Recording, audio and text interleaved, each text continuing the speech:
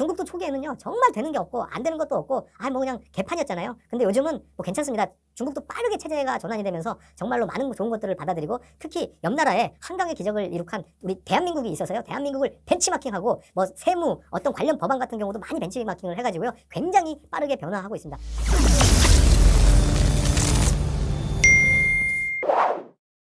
자, 정스타 TV. 네, 안녕하세요. 정스타 여러분께 인사드리겠습니다. 제 지난주에는요, 여러분이 관심을 굉장히 많이 가져주셨던 베트남에서 부자 되기라는 컨텐츠로 여러분께 인사를 드렸는데요. 정말 그 조회수가요, 1000개 가까운 게 한 번에 늘었어요. 많은 분들이 좋아해 주셨고요. 또 이렇게 댓글도 남겨주셨고, 또 메일도 주시고 하셨습니다. 제가 뭐 이렇게 여러분께서 베트남에 관련돼서 궁금하신 사항이나 또한 뭐 알아보고 싶은 사항은요, 성심성의껏 제가 할 수 있는 한도 내에서는 여러분께 알려드릴 거를 약속드립니다. 예. 그러기 위해서는요, 여러분 구독, 좋아요, 알림 설정 부탁드리도록 하겠습니다. 예. 아무래도 지난주에 제가 여러분께 소개드렸던 내용은요, 좀 뭐 간단할 수도 있지만, 베트남에 진출하고자 하는 여러분께서 반드시 알아야 될 사항이라고 생각을 해가지고 제가 총론편을 펼쳤습니다. 지난주에 알려드렸던 게 총론편의 그 첫 번째 이야기인 베트남의 개황, 베트남에 대해서 알자였고요. 자, 오늘은요, 베트남에 투자 시 반드시 알아야 할 사항이라는 제목으로 여러분과 만나려고 합니다. 어떤 좀 솔깃하시죠? 예, 맞습니다. 베트남에 들어오기 전에 반드시 알아야 할 사항. 제가 중국에서 22년을 있었다고 말씀을 드렸죠. 예, 첫 발을 내디딘 게 1998년도였고요. 본격적으로 주재 생활을 시작한 게 2000년 후반부터 2018년까지니까 약 19년 동안 중국에서 거주한 경험이 있습니다. 중국도요, 공산당 일당 체제의 사회주의 체제를 가지고 개혁개방을 가지고 갔고, 베트남도 중국이 강기를 가고 있기 때문에 어쩌면 저는 베트남이 가야 할 길을 중국에서 조금 더 빨리 걸어왔을지 모릅니다. 그러므로 여러분들보다는 요만큼 더 안정적으로 베트남에서 사업을 할 수 있는 조건을 갖췄다고 감히 말씀드려 봅니다. 하지만 베트남도 중국과 같은 나라가 아니기 때문에요, 저도 조심해서 사업을 진행을 하고 있습니다. 여러분, 제가 여러분께 알려드리는 것들은요, 항상 말씀드리지만 100% 맞다고 말씀을 드릴 수는 없고요, 또 바이블이 될 수는 없습니다. 하지만 여러분께서 제 말에 귀를 기울이시고요, 조금 더 주의하신다면 여러분의 성공에 조금 더 근접할 수 있게 제가 도와드릴 수 있고 실패를 막아드릴 수 있다고 감히 단언합니다. 여러분 그냥 듣고요, 이런 것도 있구나, 그래서 내가 한번 조심해 봐야 되겠구나 생각해 주시기 바랍니다. 자, 그러면 베트남 투자 시 반드시 알아야 될 사항은요, 제가 여러분과 고민을 같이 한번 해보겠습니다. 자, 우리가 1992년도 12월 22일 날 베트남과 한국이 수교되었다는 것은 제가 누누이 말씀을 드렸습니다. 그 이후로 약 한 30여 년이 훌쩍 지나고 있는데요. 그동안 우리 기업 수가 많이 늘어났고요. 투자를 준비하고 있는 기업은 더 많아지고 있습니다.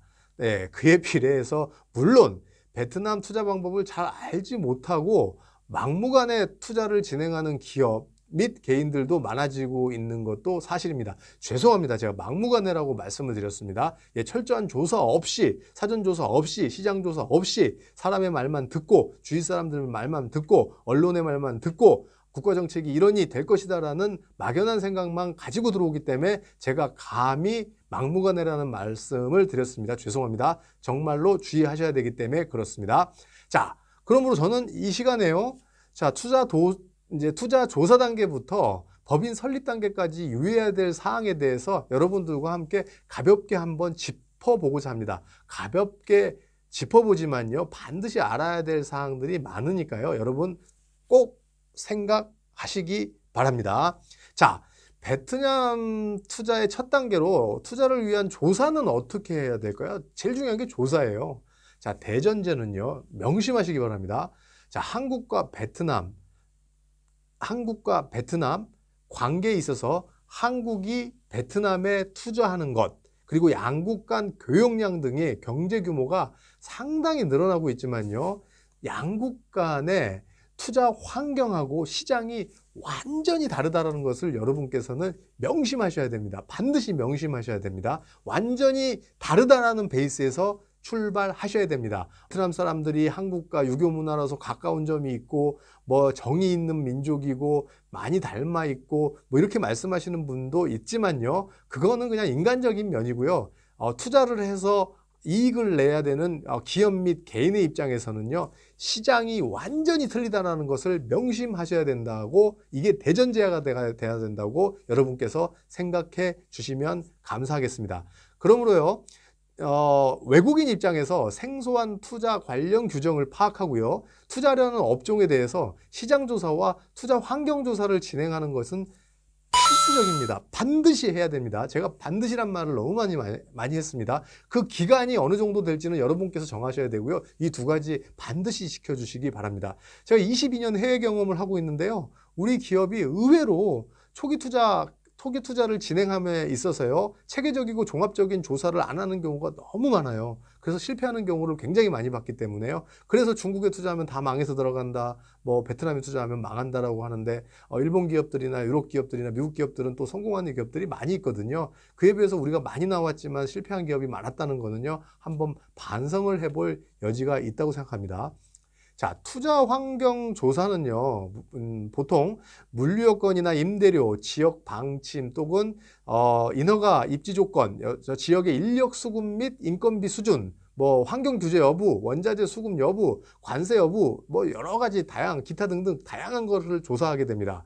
베트남은 변수가 많기 때문에요. 조금 전에 얘기했던 거, 제가 말씀드렸던 것 같지요. 시장조사, 사전조사 충분히 하시고요. 현지에 계시는 법무법인 또는 뭐 컨설팅 법인, 코트라 다양한 것들에 귀를 기울이시고요. 먼저 나아간 선배 업체들의 그 조언도 많이 귀를 기울이시고 일정 기간 한번 체류도 해보시고 그리고 나서 결정을 해 주시는 게 좋을 것 같습니다. 자, 투자 환경 및 시장 조사를 하기 위해서는요. 제일 중요한 게 먼저 투자 지역에 대해서 선택을 신중하게 하셔야 된다는 겁니다. 베트남이 한반도보다 약 1.5배가 크고요. 북에서 남까지 1700km 정말 다양합니다.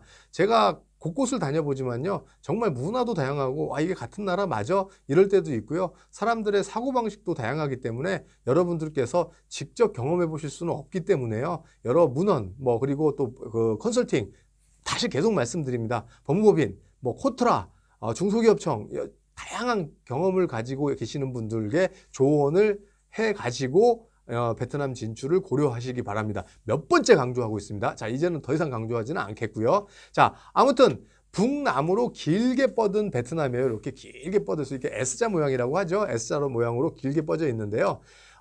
그 지역마다 상이에요. 특히 북부와 남부로 대표되는 베트남은요. 북부 하노이, 남부 호치민인데요. 북부는 승전국이라고는 하지만 예전부터 경제적으로는 낙후되어 있던 곳이었습니다. 그리고 남부는요, 패전국이라고는 하지만 프랑스 지배를 받아서요, 시장 경제가 정착이 되었었고, 문호 개방에 대한 자유스러운 분위기가 존재했습니다. 그리고 또 보트피플이라고 하는 사람들 있죠. 월남이 북에 의해서 사이공이 함락이 되고 사이공 남쪽에 살던 분들이요 미국이나 호주 같은 곳으로 가셔가지고 돈을 벌던 것을 다시 보내줘서 이 남쪽에 굉장히 부가 좀 북쪽보다는 많았고요. 초기에 선진국들 한국, 중국, 일본들이 진출할 때요 보통 호치민으로 진출을 했기 때문에 남부는 자유스러운 경제 분위기를 가지고 있습니다. 결국 북부 지역은요 기업하기가 좀 녹록지 않아요. 사람들이 약간 소극적이면서 폐쇄적이면서 권위주의적인 스타일을 가지고 있고요. 이건 중국도 마찬가지입니다. 중국의 북방에 정치 중심인 베이징이 있죠. 그 사람들도 마찬가지입니다. 굉장히 보수적이면서 소극적이며 폐쇄적이면서요. 그들과 친해지기가 결코 쉽지 않아요. 하지만 친해지면 대꺼멀 하면서 친해질 수 있고요. 남부는 광저우도 마찬가지로 호치민은 상당히 개방이 돼 있어서요. 사람들과 융통성이 있다고 하죠. 다소 이렇게 탄력적으로 친해질 수가 있다는 것이 있습니다. 그러므로 제가 말씀드립니다. 북부 하노이와 남부 호치민을 잘 비교를 해야 될 것 같고요. 북부 하노이는요, 중국과 거래를 염두에 두신 분들, 이라면은 한번 권유해 드리고 싶습니다. 지금 삼성이나 LG 같은 경우는 우리나라에서 큰 프로젝트성 사업으로 북부로 많이 진출을 해 있고요. 그건 이제 중국 시장도 염두에 뒀다고 보면 될 것입니다. 예, 그리고 원자재 수급도 사실은 북방 저희 광시성과 저 광동성이 가깝기 때문에요. 하노이가 굉장히 육로로 갖고 올 수 있다라는 이점이 있고 여러 가지 이점이 있습니다. 그래서 큰 공장을 중심으로 한다면 요즘에 인허가 중심이 있는 하노이 쪽으로 많이 자리를 잡고 있고요. 시장을 보고 아무래도 제가 얼마 전에 했던 그 컨텐츠 안에서요, 하노이 호치민의 GDP를 가지고 말씀을 드렸는데요. 지금 호치민 GDP는요, 인구는 한 1000만 정도 되고 위생인구까지 하면 1700만 정도 되는데요. 하노이 인구만 놓고 보면은 GDP가 6000불을 돌파했다고 보고요. 6000에서 7000불을 보고 있고 하노이는 4000불을 돌파했다고 얘기들을 많이 합니다. 물론 베트남 전체 GDP가 올해 3000불을 조금 넘어서 이제 필리핀을 앞섰다고는 하는데요. 아직까지 소비시장으로 진출을 할 때는 호치민으로 진출을 한다는 것들을 여러분께서 잘 알아두셔야 할 것 같습니다. 제가 다시 한번 조금 그냥 정리 아닌 정리를 하면요. 조금 전에 말씀드렸던 중국 시장을 염두에 두고 인건비가 상대적으로 남부에 비해서 낮은 공단 위주로 진출하시는 분들은 이렇게 베트남 북부로 이렇게 생각을 많이 하고 계시고요. 뭐 하이퐁이나 이렇게 박린이나 이런 데로 많이 진출을 하고 계시고요. 그에 비해서 호치민 주위, 뭐 붕따오라든지 뭐 이렇게 빈증이라든지 이쪽으로 오시는 분들 같은 경우는 호치민 소비시장을 보고 오시는 분들이 많이 있는 것 같습니다. 명심하시기 바랍니다. 인허가도 뭐 이렇게 크게 중요하니까요. 또 인허가 중심이 또 하노이다 보니까 그쪽을 고려하시는 분들도 있을 것 같습니다. 그리고 또한 베트남은요, 평야 지역이 대부분 퇴적층이에요. 파면 물이 나옵니다. 제가 아는 지인도요, 공장 부지를 선정을 해가지고 땅을 파기 시작했는데, 처음에 한 600억 정도 공장을 짓는데 600억 정도를 생각을 하고 있다가 땅을 짓다 보니까, 땅을 파다가 보니까 물이 계속 나오는 거예요. 그래서 기나긴 철빔, 전봇대, 긴 전봇대 같은 거를 빔을 박다 보니까 생각지도 못했던 추가 비용이 들어가지고 거의 1000억이 넘는 공사 비용을 감당해야 되는 경우가 많습니다. 그러므로요, 사전에 뭐 여러 가지 상태를 조사를 하라는 것들이 바로 이런 것 때문입니다. 메콩강 주변의 경우는 지반이 연약해서 공장 설립이 적당하지 않고요.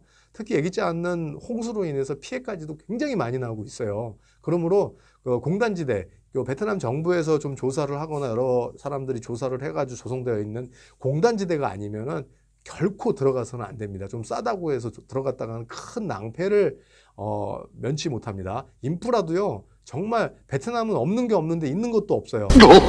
곳곳을 찾아보면 있는데요. 또 이렇게 우리나라 도매시장처럼 밀집되어 있지 않기 때문에 찾기가 너무 힘듭니다. 하지만 공단지대에는 그런 인프라들이 있기 때문에요. 여러 가지 혜택을 누리기 위해서는 이렇게 공단지대로 가야 됩니다. 그러므로서 투자 지역은요, 선택을 잘 하셔야 됩니다. 반드시요. 그리고 사회주의는요, 비효율성이 존재합니다. 이거 기억하셔야 됩니다. 어쩔 수가 없어요. 이 사람들 집단 경제 체제, 집단 체제에서 이제 자본주의 체제로 나왔기 때문에 어쩔 수가 없는 것 같아요. 사회주의 국가의 모든 것은 국가가 통제하고 사업 처리가 불투명했기 때문에요. 부정확한 그리고 부당한 것들이 너무 많아요. 그렇기 때문에 이것들이 어느 한순간에 엎어지고 한순간에 없어지고 그러지는 않거든요. 중국도 초기에는요, 정말 되는 게 없고 안 되는 것도 없고 그냥 개판이었잖아요. 근데 요즘은 괜찮습니다.